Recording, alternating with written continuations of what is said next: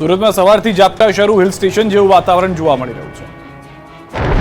દક્ષિણ ગુજરાતમાં ભારે વરસાદની આગાહી હવામાન વિભાગે કરી છે, ત્યારે સુરત શહેર અને આસપાસના વિસ્તારમાં સવારથી વરસાદે જમાવટ કરી છે. સુરત જિલ્લામાં મેઘરાજાએ પધરામણી કરતા રોડ પાણી થઈ ગયા છે. સવારે ધીમી ધારે શરૂ થયેલો વરસાદ બપોર પડતા ધોધમાર બનીને તૂટી પડ્યો. ભારે પવન સાથે મેઘરાજાએ ધબધબાટી બોલાવી કામરેજ, પલસાણા, બારડોલી તાલુકાના પંથકમાં ધોધમાર વરસાદ પડ્યો. પલસાણાના ચલથાણ, કડોદરા સહિતના આસપાસના ગામડાઓમાં ભારે વરસાદ પડ્યો. ભારે પવન સાથે વરસાદ વરસતા વાતાવરણ ઠંડકમય બન્યું. અમદાવાદના વાસણા બેરેજના 3 દરવાજા ખોલી પાણી સાબરમતી નદીમાં છોડાયું. ઉપરવાસમાં ભારે વરસાદ બાદ વાસણા બેરેજ ડેમના 3 દરવાજા ખોલી પાણી સાબરમતી નદીમાં છોડાઈ રહ્યું છે. વાસણા બેરેજમાંથી 4455 ક્યુસેક પાણી છોડાયું. પાણીની આવક થતાં અમદાવાદમાં સાબરમતી નદીમાં પાણી છોડાયું. વાસણા બેરેજના 26, 27, 28 નંબરના 3 ગેટ ખોલાયા. 3 ગેટ ખોલી અત્યાર સુધીમાં 4455 ક્યુસેક પાણી છોડાયું.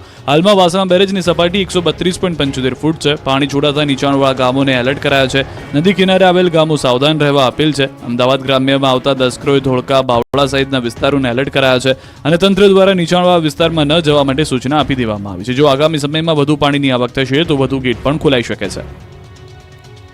તાપીના ઉકાઈ ડેમમાં પાણીની આવકમાં વધારો થયો છે. ડેમમાં હાલ 82,263 ક્યુસેક પાણીની આવક સામે 82,263 ક્યુસેક પાણીની જ આવક થઈ રહી છે. ઉકાઈ ડેમનું રૂલ લેવલ જાળવી રાખવા ડેમમાંથી તાપી નદીમાં પાણી છોડાઈ રહ્યું છે. ડેમનું રૂલ લેવલ 335 ફૂટ છે, જ્યારે ડેમની ભયજનક સપાટી 345 ફૂટ છે. હાલ ઉકાઈ ડેમની જળ સપાટી 334.91 ફૂટ પહોંચી ગઈ છે. હાલ ઉકાઈ ડેમના 22 દરવાજા પૈકી 9 દરવાજા 4 ફૂટ સુધી ખોલીને 64,794 ક્યુસેક, જ્યારે 3 હાઇડ્રો મારફતે 18,169 ક્યુસેક અને કેનાલ મારફતે 600 ક્યુસેક પાણી છોડવામાં આવી રહ્યું છે. ડેમનું રૂલ લેવલ જાળવી રાખવા છેલ્લા 2 દિવસથી તાપી નદીમાં પાણી છોડાતા નીચાણવાળા વિસ્તારોને એલર્ટ કરાયા છે. તરફ બનાસકાંઠા માટે મહત્વના સમાચાર. દાંતીવાડા ડેમમાં નવા નીરની આવક. દાંતીવાડા ડેમમાં 571 ક્યુસેક પાણીની આવક. રાજસ્થાનમાં સારા વરસાદથી આવ્યા છે નવા નીર. દાંતીવાડા ડેમમાં નવા નીરથી ખેડૂતોમાં પણ ખુશી જોવા મળી રહી છે. રાજસ્થાનના ઉપરવાસમાં વરસાદને કારણે બનાસકાંઠા જિલ્લાના દાંતીવાડા ડેમમાં નવા નીરની આવક થઈ છે. દાંતીવાડા ડેમમાં 571 ક્યુસેક નવા નીરની આવક નોંધાઈ છે.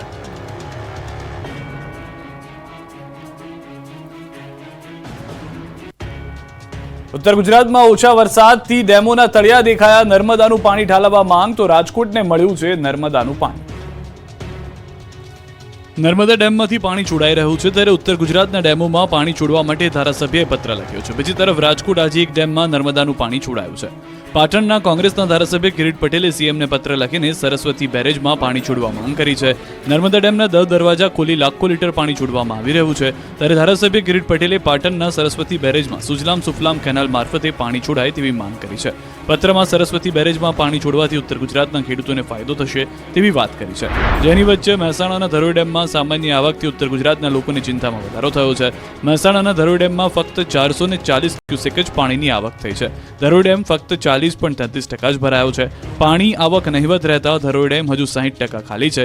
જો વરસાદ નહીં પડે અને પાણીની આવક નહીં થાય તો ખેડૂતની મુશ્કેલી વધશે. આ તરફ રાજકોટમાં ઉત્તર ગુજરાત કરતાં વધુ વરસાદ પડ્યો હોવા છતાં ભર ચોમાસે નર્મદા નીરની પડી જરૂર. રાજકોટ શહેરમાં વરસાદ ખેંચાતા સૌની યોજનાનું પાણી શરૂ કરવામાં આવ્યું. વરસાદ ખેંચાતા અને નર્મદા ડેમની સતત સપાટી વધતા સૌની યોજના હેઠળ પાણી આપવાનું શરૂ કરવામાં આવ્યું. આજી એક ડેમમાં 200, વેરીમાં 260 MCFT પાણી આપવાનું શરૂ. આવતા મહિનાથી ન્યારી એક ડેમમાં નર્મદાના નીર ઠાલવવાની વિચારણા. રાજકોટમાં વધુ એક સાગઠિયો ઝડપાયો. રાજકોટ મનપાના ઇન્ચાર્જ ચીફ ફાયર ઓફિસર 1,80,000ની લાંચ લેતા રંગે હાથે ઝડપાયા. રાજ્યમાં લાંચિયા અધિકારીઓનો રાફડો ફાટ્યો હોય તેવું લાગી રહ્યું છે. એમાં પણ રાજકોટમાં તો લાંચિયા બાબુએ તમામ હદો પાર કરી નાખી. રાજકોટમાં વધુ એક સાગઠિયો ઝડપાયો છે. રાજકોટ અગ્નિકાંડ બાદ પણ ફાયર વિભાગના ભ્રષ્ટ અધિકારીઓ પોતાનો ભ્રષ્ટાચારનો ધર્મ છોડતા ન હોય એ રીતે આજે રાજકોટ મનપાનો ઇન્ચાર્જ ચીફ ફાયર ઓફિસર 1.80 લાખની લાંચ લેતા રંગે હાથ ઝડપાયો. રાજકોટ મહાનગરપાલિકાના incharge chief fire officer Anilkumar Becharbhai મારુને એસીબીએ 1.80 લાખની લાંચ લેતા રંગે હાથ ઝડપી પાડ્યો. તે શહેરમાં એક બિલ્ડરમાં પોતે કરેલા ફાયર સેફટી અંગેનું NOC incharge chief fire officer પાસે મેળવવા માટે ગયો હતો અને ત્યારે જ અનિલકુમાર મારુ ફરિયાદી પાસેથી ₹3 લાખની લાંચ માંગી હતી. જો કે ફરિયાદીએ લાંચના 1.20 લાખ રૂપિયા આપ્યા હતા અને ઇન્ચાર્જ ચીફ ફાયર ઓફિસરને બાકીના લાંચના રૂપિયા 1.80 લાખ 4-5 દિવસમાં આપવાનું કહ્યું હતું. ઉલ્લેખનીય છે કે રાજકોટમાં લાંચ કેસમાં જ સાગઠિયા જેલમાં છે. સાગઠિયાની આવક કરતા 410 10% સંપત્તિ વધુ મળી આવી. ત્યારે સવાલ એ છે કે હજુ રાજકોટમાં આવા કેટલા સાગઠિયા? શિષ્યવૃત્તિમાં ભેદભાવના આક્ષેપ સાથે સુરતમાં કોંગ્રેસનો વિરોધ. સુરત મહાનગરપાલિકાઓની શાળા બહાર કંઈક આ રીતે કોંગ્રેસે વિરોધ કર્યો. બાળકોને આપવામાં આવતી શિષ્યવૃત્તિમાં ભેદભાવ થતો હોવાના આક્ષેપ સાથે કોંગ્રેસે હલ્લાબોલ કર્યો. કોંગ્રેસના નેતાઓએ ગરીબ બાળકોને શિષ્યવૃત્તિથી વંચિત રાખવાનું બંધ કરવાના બેનરો સાથે વિરોધ પ્રદર્શન કર્યું. બેનરો સાથે સ્કૂલની બહાર સૂત્રોચ્ચાર કરી હોબાળો મચાવ્યો. સરકાર દ્વારા શિષ્યવૃત્તિમાં અલગ નિયમો બનાવવામાં આવ્યા હોવાના આક્ષેપ કર્યા. સુરતમાં ગુજરાત બહારના વિદ્યાર્થીઓને શિષ્યવૃત્તિ ન મળતી હોવાનો દાવો કર્યો. વિદ્યાર્થીઓને મળતી શિષ્યવૃત્તિને લઈને વાલીઓ દુવિધામાં થતા હોવાનો આક્ષેપ કર્યો. કોંગ્રેસ દ્વારા વિરોધ કરી તમામને શિષ્યવૃત્તિ આપવા માંગ કરી. સ્વાતંત્ર્ય પર્વ પર રાજકોટના ખેડૂતો ખેતરે તિરંગો ફરકાવી કરશે વિરોધ. ગેડ પંથકમાં જળ તબાહી બાદ ખેડૂતોની હાલત કફોડી થઈ ગઈ છે. ખેડૂતોને નુકસાનીનું વળતર પણ મળ્યું નથી. ત્યારે દેશભરમાં તિરંગા યાત્રા નીકળી રહી છે, જે અંતર્ગત ખેડૂતો પણ પોતાના ખેતરે તિરંગો લહેરાવી અનોખો વિરોધ કરશે. સ્વાતંત્ર્ય પર્વ પર ખેડૂતો પોતાના ખેતરે તિરંગા સાથે વિરોધ પ્રદર્શન કરશે. વિવિધ સમસ્યાને લઈને ખેડૂતો ખેતરે તિરંગો લહેરાવશે. અનેક સમસ્યા મુદ્દે ખેડૂતો સરકારને સીધી રજૂઆત કરશે.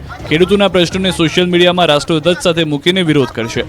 ગેડ વિસ્તારની સમસ્યા, વીજળીના પ્રશ્નો, જમીન માપણીની સમસ્યા જેવા મુદ્દાઓને રાષ્ટ્રધ્વજ સાથે રજૂ કરશે. સ્વાતંત્ર્ય પર્વ પર ખેતરમાં તિરંગા સાથે ઉભા રહીને પોતાના પ્રશ્નોને વાચા આપશે ખેડૂતો. ગુજરાત ખેડૂત હિતરક્ષક સમિતિ દ્વારા ખેડૂતોને સોશિયલ મીડિયા થકી સરકાર સમક્ષ પોતાની વાત રજૂ કરવા અનોખું અભિયાન શરૂ કરાયું છે. અંબાજીની મગવાસ શાળામાં ગુલ્લીબાજ શિક્ષકોને લઈ ગ્રામજનોનો વિરોધ. અંબાજીના મગવાસ શાળામાં ગુલ્લીબાજ શિક્ષકને લઈ ગ્રામજનોએ વિરોધ નોંધાવ્યો. ગ્રામજનો મગવાસ પ્રાથમિક શાળાની તાળાબંધી કરવા પહોંચ્યા. ગણિત અને વિજ્ઞાનના શિક્ષક ગાયબ હોવાથી તાળાબંધી માટે પહોંચ્યા. ગ્રામજનોએ ફરીથી આચાર્ય સામે રજૂઆત કરી છે. આચાર્યએ 1 અઠવાડિયાનો સમય માંગ્યો છે. 1 અઠવાડિયામાં જો નિકાલ નહીં આવે તો ગ્રામજનો તાળાબંધી કરવાની ચીમકીઓ ઉચ્ચારી ચૂક્યા છે. ગ્રામજનોએ આચાર્યને કાર્યવાહી કરી નવો શિક્ષક લાવવા રજૂઆત કરી. મગવાસનો શિક્ષક જય ચૌહાણ 1 વર્ષથી શાળામાંથી ગાયબ છે. આચાર્યએ કહ્યું કે 1 મહિનાથી નોકરીની બાદ શિક્ષકે શાળામાં આવવાનો સ્પષ્ટ ઇનકાર કર્યો. ટીપીઈઓએ કહ્યું કે શિક્ષકને સત્તા પરથી દૂર કરવાની કાર્યવાહી હાથ ધરવામાં આવી. તો કચ્છમાં અલગ અલગ શાળાના 11 શિક્ષક લાંબા સમયથી ગેરહાજર હોવાનું ખુલ્યું. 4 શિક્ષક વિદેશ પ્રવાસે હોવાનું સામે આવ્યું. તો અમદાવાદ શહેર સહિત જિલ્લાના 14 શિક્ષકો વિદેશમાં લીલા લહેર કરે છે. અમદાવાદના 14 શિક્ષકો લાંબા સમયથી રજા પર છે. અમદાવાદ ગ્રામ્યના 8 શિક્ષકો અને 2 કર્મચારીઓ લાંબા સમયથી રજા પર છે. અમદાવાદ શહેરના 3 શિક્ષકો લાંબી રજા લઈ વિદેશ જતા રહ્યા છે.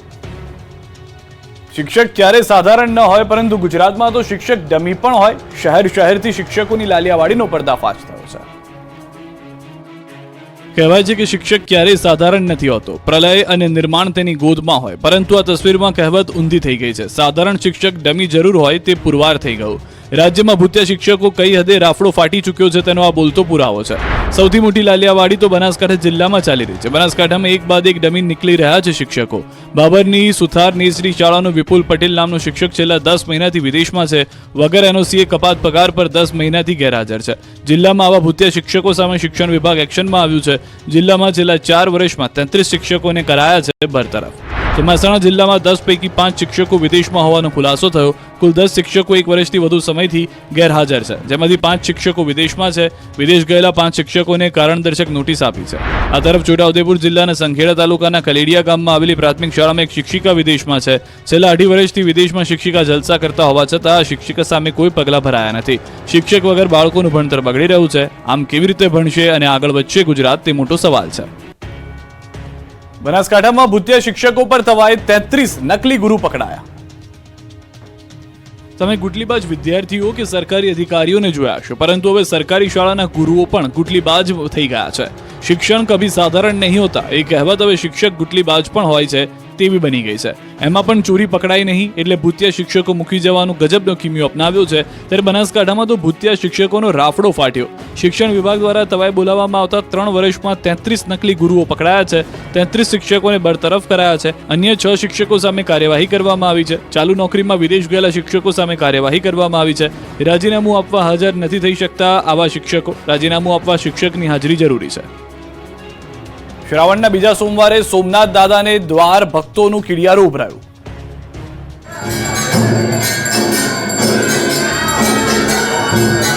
હર હર મહાદેવના નાદથી ગુંજી ઉઠ્યું સોમનાથ પરિસર. બમ બમ બોલેના નાદથી પરિસર ભક્તિમય બન્યું. સોમનાથ દાદાની એક ઝલક જોવા જાણે ભક્તોનું ખીડિયારું ઉભરાયું. શ્રાવણ માસના બીજા સોમવારે ભગવાન ભોળાનાથના દર્શન માટે 2 કિલોમીટર લાંબી ભક્તોની લાઈન લાગી. વહેલી સવારથી જ સોમનાથ મંદિરના માર્ગો ભક્તોથી ઉભરાયા હતા.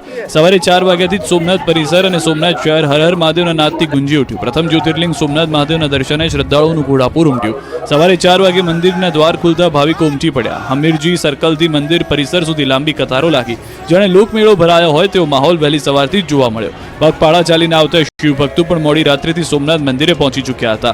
મંદિરના દ્વાર ખુલતા જ દર્શન કરી ભક્તો ધન્ય થયા. શાંતિપૂર્ણ માહોલમાં દર્શન થઈ શકે તે માટે સોમનાથ ટ્રસ્ટ દ્વારા ભાઈઓ તથા બહેનોના અલગ અલગ બેરિકેડ ગોઠવવામાં આવ્યા. વૃદ્ધો અશક્તો માટે ગોલ્ફ કાર તેમજ વ્હીલચેરની વ્યવસ્થા ગોઠવાઈ હતી. તો બીજા સોમવારે પણ સોમનાથ ટ્રસ્ટ દ્વારા પાલખી પૂજા કરી પાલખી યાત્રાનો પ્રારંભ કરાવવામાં આવ્યો. તીર્થની પ્રણાલિકા અનુસાર સવારે સોમનાથ મહાદેવની પ્રતિકૃતિ સ્વરૂપે મંદિર પરિસરમાં પાલખી યાત્રામાં પ્રદક્ષિણા કરવામાં આવી હતી, જેમાં હજારો ભક્તો જોડાયા હતા.